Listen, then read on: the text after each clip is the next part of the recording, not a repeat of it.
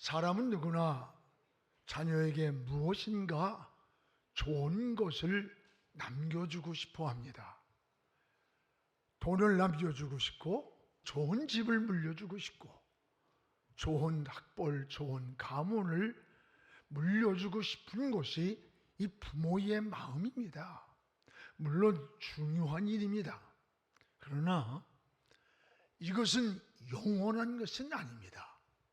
시간이 지나면 사라집니다. 그러나 절대 사라지지 않는 가치가 있습니다. 바로 신앙의 유산입니다. 영원히 녹슬지 않고 시들지도 않는 이 신앙의 유산으로 물려주기를 기도해야 됩니다. 자녀는 부모의 말을 듣기보다 부모의 삶을 보고 믿음을 배웁니다. 자녀는 설교보다 부모의 삶을 기억합니다. 신앙은 삶을 보여주는 것입니다. 경건하게 살아가는 여러분의 모습, 말씀을 사랑하는 모습, 어느 환경에서나 하나님을 의지하며 기도하는 모습을 보여주는 것이 신앙을 양육하는 최고의 교육입니다. 부모의 사명은 단순히 키우는 것이 아닙니다. 믿음을 남기는 것입니다. 성경의 위대한 인물들이 이 신앙의 유산을 물려받은 사람들인 것을 보게 됩니다. 모세의 그 민족 정신이 우연이 아닙니다.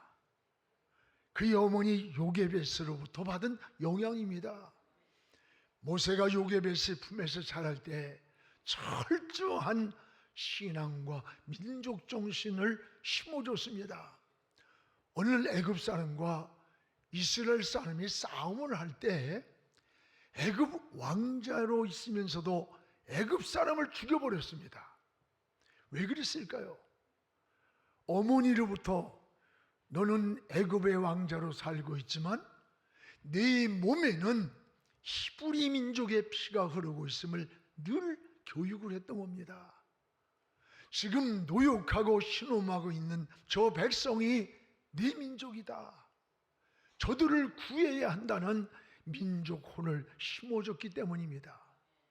훗날 모세는 이스라엘 민족을 이끌고 출애굽하는 위대한 지도자가 되었습니다.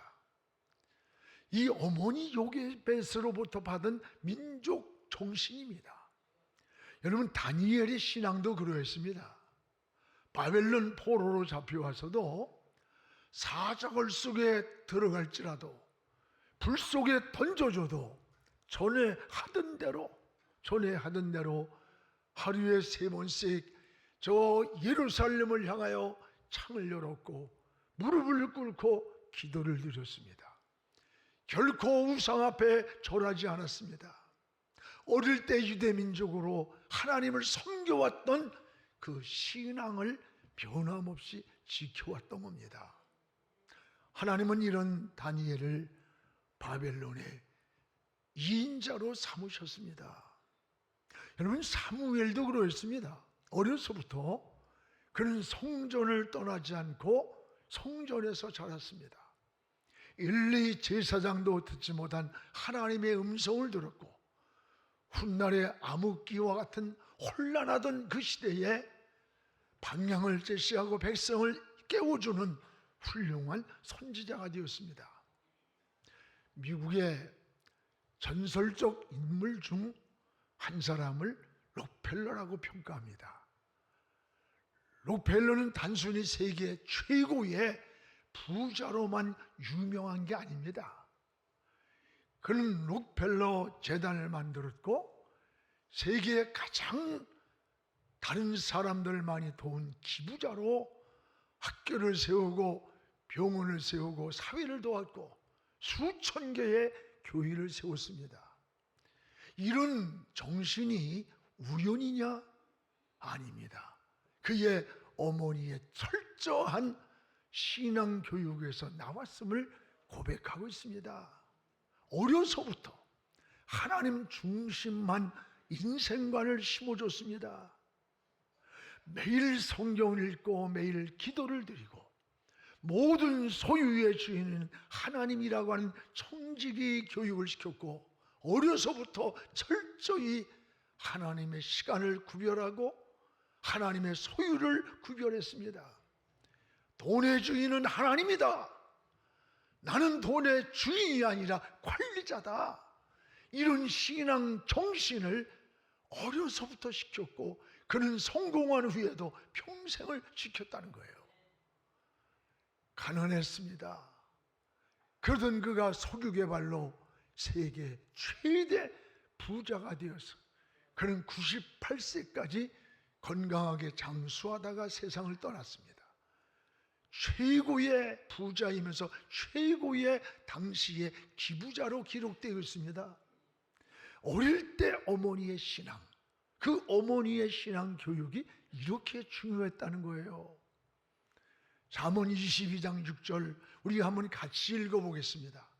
마땅히 행할 길을 자녀에게 가르치라. 그리하면 늙어도 그것을 떠나지 아니하리라. 마땅히 행할 길을 자녀에게 가르치라. 마땅히 해야 할 것을 자녀 어릴 때 가르쳐라. 그러면 그가 늙어서도 떠나지 않는다. 그렇습니다. 오늘 말씀은 신앙을 물려받은 디모데를 사도 바울이 칭찬한 내용 아닙니까? 바울은 디모데를 믿음의 아들이라고까지 했어요. 그만큼 신뢰했고 인정을 했던 거예요. 중요한 것은 이 디모데의 믿음과 인격이 우연이 아니라 그 물려받은 신앙의 유산이었음을 말씀합니다. 외할머니로부터 물려받은, 그리고 그 어머니 속에 있는 믿음이 오늘 디모데까지 흘려받은 신앙이라고 말씀합니다. 이것은 굉장히 중요한 겁니다. 여러분도 이런 신앙의 혈통을 물려줄 수 있기를 축복합니다. 오늘 바울은 디모데의 신앙의 혈통을 세 가지로 소개를 하고 있습니다. 무엇보다 3절에 보면 청결한 양심을 그는 물려받았다는 거예요. 청결한 양심을. 오늘 3절을 우리 같이 한번 읽겠습니다. 내가 밤낮 간구하는 가운데 쉬지 않고 너를 생각하여 청결한 양심으로 조상적부터 섬겨오는 하나님께 감사한다. 내가 너를 네 속에 청결한 양심으로 하나님을 섬겨오던 그 신앙이 조상적부터 내려온 신앙이라는 거예요. 여러분, 믿음은 이 하나님과의 관계라면 양심은 이 삶의 관계입니다. 여러분, 양심을 세 가지로 표현합니다. 하나는 하나님이 개개인에게 부여한 감시 기능이 양심이라는 거예요. 자신을 감시하는 기능이 양심이라는 거예요. 또 하나, 양심은 선악을 분별하는 하나님이 준 선물이라는 거예요. 또 하나, 양심은 인간에게만 주신 영적인 통로라 했어요. 영적이란 말은 하나님께로 가는 통로와 같다는 거예요. 그런데 이 양심에도 여러 종류가 있습니다. 베드로전서 3장 16절에는 선한 양심이 있고, 디모데후서 1장 5절에는 청결한 양심이 나오고, 디모데전서 1장 19절에는 착한 양심이 나오고, 반면에 디모데전서 4장 7절에 보면 화인 만진 양심이 나와요. 바울은 믿음과 착한 양심을 함께 가지라는 거예요. 믿음과 착한 양심을 함께 가져라. 믿음은 수직적인 하나님의 관계라면 양심은 삶의 관계라는 거예요. 그런데 어떤 이들은 양심을 버리고 믿음의 과연에서는 파손됐다고 말씀합니다. 여러분, 양심을 버리면 우리의 믿음도 파손되고 맙니다. 오늘 영리한 짐승도 양심은 없어요. 이 양심은 인간에게만 주신 하나님의 선물이야. 이 양심을 따라 사는 것이 우리가 바로 사는 길이라는 거예요. 이 사회가 갈수록 혼란합니다. 끔찍한 살인 사건들이 너무 많아요. 막 부모가 자식을 살인해요. 또 자식이 부모를 살해하는 이런 사건들이 막 부지기수입니다. 혼인신고를 안 해준다고 자기 사랑하는 여인의 손가락을 잣도로 잘랐어요. 이 기사를 보면서 아니 왜 이렇게 잔인해졌을까? 왜 이렇게 이 양심의 기능이 작동하지 않는 거예요. 양심의 기능이 마비가 된 거예요. 화인을 맞아서. 신앙은 이 양심의 기능을 회복하는 겁니다. 양심을 따르지 않을 때 누가 뭐라고 하지 않았는데도 마음이 괴로워, 불안한 거야, 두려운 거예요. 오늘 양심의 소리는 선악을 분별하고 자기를 감시하는 기능과 같다는 거예요. 양심의 소리를 잘 들어야 우리 인생에 표류하지 않는 겁니다. 그래서 바울은 디모데를 향해서 네 속에 청결한 양심이 있는데 우연이 아니라 조상들로부터 물려받은 양심의 청결한 양심이라. 조상들처럼 이 말이 뭐예요? 신앙의 혈통을 물려받았다는 거야. 그 부모들이, 그 가족들이 신앙의 선한 양심을 가지고 착한 양심, 청결한 양심을 살아감으로 그 혈통이 선한 양심과 착한 양심과 청결한 양심을 가지고 지켜가더라는 거예요. 그렇습니다. 또 하나는 요 디모데를 향해서 4절에 보면 또 은혜를 경험한 자라고 사도 바울이 칭찬해요. 은혜를 경험한 자다. 디모데를 칭찬할 때 우리 4절을 한번 같이 읽겠습니다. 네 눈물을 생각하여 너 보기를 원하면 내 기쁨이 가득하게 하려 함이라. 네 눈물을 생각한다. 네 눈물을 생각하여 너 보기를 원한다. 네 눈물을 생각하며 너를 생각하면 내가 기쁨이 있다. 바울은 지금 감옥에서 서신을 보내는 거예요. 디모데의 눈물을 생각한다. 은혜를 아는 사람, 은혜를 경험한 사람. 여러분, 눈물은 진실을 말하는 거예요. 진실. 눈물은 그 사람의 마음을 보여주는 겁니다. 마음을. 그런데 눈물에도 여러 종류가 있어요. 세상 사람들이 흘리는 그런 눈물이 있습니다. 이것은 환경을 보고 흘리는 눈물이에요. 그런데 이런 슬픔에서 흘리는 눈물, 외롭고 고독해서 흘리는 눈물입니다. 그런데 이런 눈물 후에는 마음에 이상하게 공허해요. 오히려 허전해요. 세상 사람들이 환경을 보고 흘리는 공허한 눈물이에요. 그러나 성도가 흘리는 눈물은 다릅니다. 이것은 하나님 앞에서 흘리는 눈물을 말하는 거예요. 여러분, 신앙은 눈물을 경험할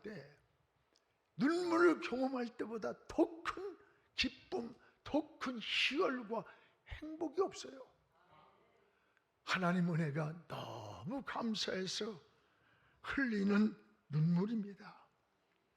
이 십자가의 구속의 은혜를 경험하며 흘리는 눈물, 십자가 앞에서 기도하면서 주의 이름을 부르고 주님을 바라보면서 흘리는 눈물, 내게 받은 사명이 너무 감격해서 흘리는 눈물, 영혼을 사랑하고 민족을 사랑해서 흘리는 눈물입니다. 여러분, 하나님 앞에서 이런 흘린 눈물 후에는 평안이 와요. 영감이 떠오르고 마음이 청결해지는 겁니다. 하나님의 지혜가 번뜩거리고 마음에 일어났던 풍랑이 잠잠해지는 거예요. 하나님의 사랑으로 충만해짐을 경험하는 거예요.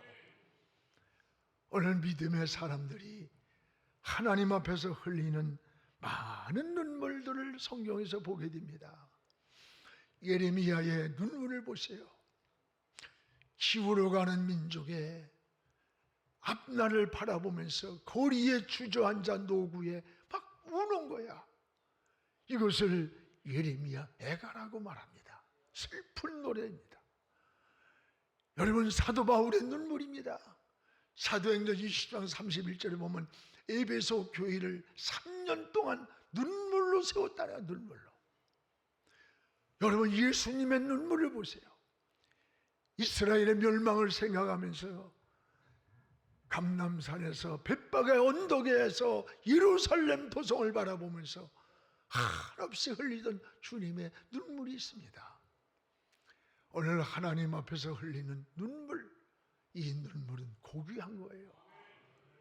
우리가 믿음 생활하면서 처음 믿을 때, 은혜를 경험할 땐 찬송만 불러도 기도만 해도 주의 말씀만 들어도 흘리던 한없는 눈물이 있었는데 어느 날인가 이 눈물이 마를 때가 있어요. 믿음 생활하면서 눈물이 마를 때가 가장 인생이 곤비할 때입니다. 기도하면서 흘리는 눈물, 사명을 생각하며 흘리는 눈물, 은혜가 너무 감사해서 흘리는 그 눈물이 고귀한 거야. 이게 마를 때 우리 인생은 곤비해지고 인생이 삭막함을 느끼게 되는 거예요. 이번에 우리 교회가 50교회를 돕고자 마중물 한국교회 선포하고 이걸 준비하면서 참으로 여러 번 눈시울을 적셨습니다. 1232개 교회가 우리에게 이 도움을 요청하는 신청서를 받고 그걸 보면 너무 울었어요.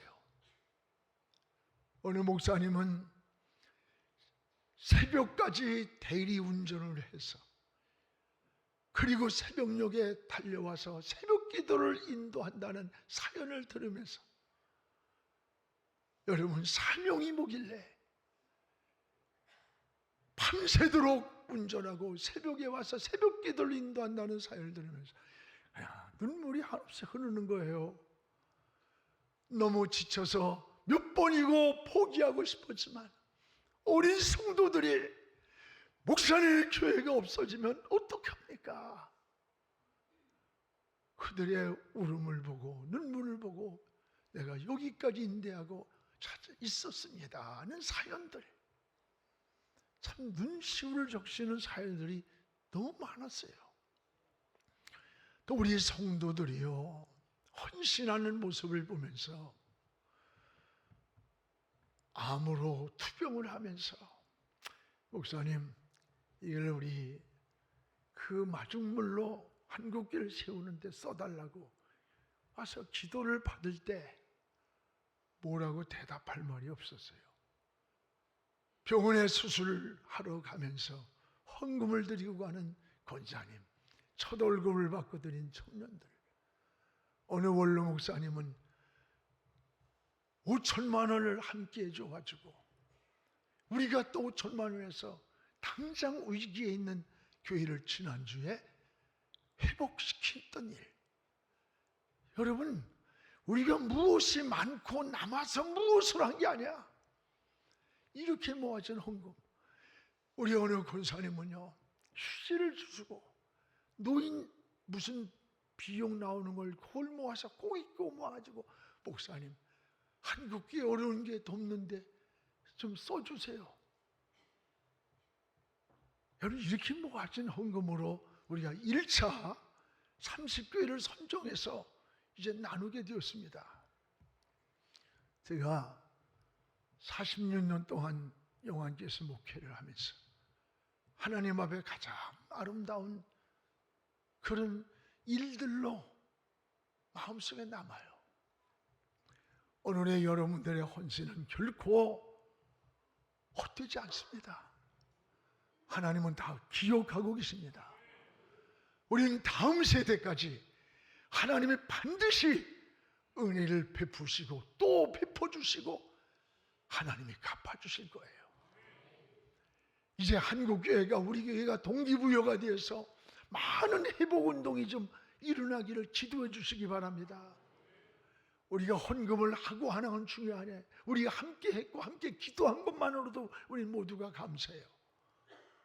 여러분도 하나님 앞에 흘린 이 디모데와 같은 이 하나님 앞에서 흘린 눈물이 있습니까? 오늘 디모데와 같은 이 은혜의 눈물이 마르지 않는 우리의 신앙이 좀 되었으면 좋겠습니다. 또 하나는 5절에 바울은 디모데를 향해 너는 고집없는 믿음을 내가 기억한다. 네 속에 있는 고집없는 믿음을 내가 안다는 거예요. 5절입니다. 우리 같이 한번 읽겠습니다. 이는 내 속에 고집이 없는 믿음을 생각함이라. 이 믿음은 먼저 내 외주모 로이스와 내 어머니 속에 있더니 네 속에도 있는 줄을 확신한다. 네 속에 고집이 없는 믿음, 고집이 없는 믿음을 내가 생각한다. 이 믿음이 우연이 아니라 내 외할머니 로이스 속에 있더니 네 어머니가 같이 있더니 네 속에도 이 고집 없는 믿음을 소유하고 있구나. 바울이 칭찬하는 거 아닙니까? 네 속에 고집 없는 믿음, 이걸 생각합니다. 성경을 관통하는 맥이 뭐예요? 믿음이에요. 믿음보다 더 귀한 게 없습니다. 예수 그리스도를 믿음으로 우린 구원을 받았습니다. 신앙의 본질은 믿음이에요. 믿음을 떠나서 아무것도 할 수 없습니다. 믿음으로 하나님이 세상을 창조하셨고, 믿음으로 애굽을 떠나왔고, 믿음으로 홍해가 갈라지고 가나안을 들어갔습니다. 믿음으로 병든 자들이 고침받았고, 믿음으로 다시 오실 주님을 기다립니다. 여러분, 주님이 수많은 문제를 해결할 때 그 문제를 가져온 사람들에게 믿음을 먼저 요구했어요. 내가 네 문제 해결할 수 있다고 믿느냐? 내가 믿나이다. 네 믿음대로 되라 그랬어요. 그런데 신앙이 뭐냐? 신앙은 알고 믿는 게 아니라 믿고 하는 거예요. 따라합시다. 신앙은 알고 믿는 것이 아니고 믿고 하는 것이다. 믿고 하는 거예요. 믿고 하는 거. 그런데 오늘 사도 바울은 디모데에게 네 속에 고집 없는 믿음을 보았다는 거예요. 고집 없는 믿음. 믿음에도 거짓이 있다는 말이에요. 거짓된 믿음. 우리가 거짓된 기도를 상상해 보세요. 하나님 영이신 하나님 앞에 드리는 우리의 관계를 맺는 믿음이, 하나님을 드리는 기도가 거짓된 기도를 드리고 거짓된 믿음이었다면 하나님을 속이는 일 아닙니까? 그런데 그 당시에 거짓된 믿음이 많았기 때문에 바울이 특별히 디모데에게 거짓 없는 내 믿음을 내가 보았다는 거예요. 거짓된 믿음이 내 속에 있을 수 있습니다. 오늘 여러분 속에 거짓된 믿음이 있을 수 있습니다. 거짓 속에는 항상 마귀가 둥지를 틀어요. 둥지. 거짓된 믿음은 마귀가 먼저 하는 거예요. 내가 바울도 알고 예수도 아냐. 너는 누구냐? 여러분, 귀신이 먼저 알아봤어요. 거짓은 자신을 스스로 속이는 것이 되는 거예요. 여러분, 우리도 거짓 없는 믿음이 중요합니다. 믿음에 거짓에 불순종이 있다면 여러분 스스로 자신을 속이는 거예요. 100% 순수한 거짓 없는 믿음. 오늘 디모데를 칭찬한 이 거짓 없는 이 순수한 믿음이 우리의 내공이 되어야 되는 거예요. 사랑하는 성도 여러분, 디모데의 청결한 양심, 신앙의 은혜의 눈물이 있고 거짓 없는 믿음이 조상으로부터 물려받은 신앙이라는, 신앙의 혈통인 DNA라는 거예요. 오늘 우리도 디모데처럼 좋은 신앙의 이 DNA를 우리 다음 세대에게 물려줘야 합니다. 여러분, 하나님을 떠난 성공은 결코 성공이 아닙니다.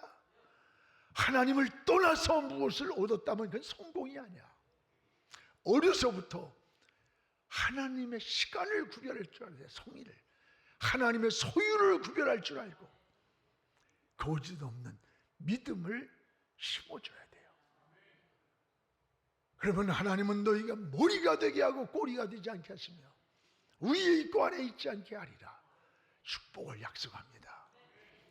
여러분의 자녀들 속에서 한 시대를 주도하는 이 정치, 경제, 사회, 문화, 교육 각 분야에 좋은 인물들이 많이 나오기를 주의 이름으로 축복을 합니다. 기도하겠습니다. 거룩하신 아버지 하나님, 오늘 가정의 달을 맞이해서 하나님, 디모데의 신앙을 조명합니다. 디모데의 청결한 양심, 은혜의 눈물, 거짓 없는 그 믿음이 우연한 것이 아니라 외할머니로부터 어머니로부터 물려받은 신앙의 유산이었음을 고백합니다. 신앙의 혈통의 DNA였음을 고백합니다. 오늘 하나님, 우리도 우리의 가정들에게, 자녀들에게, 우리 교회의 다음 세대들에게 이런 옥토를 물려주게 하시고 이런 신앙을 물려줄 수 있는 저희들이 되게 하여 주시옵소서. 우리 가정이 그렇게 되게 하시고 우리 한국교회가 그렇게 되게 하시고 우리 민족이 그러한 삶이 되게 하여 주시옵소서. 예수님의 이름으로 기도하옵나이다. 아멘.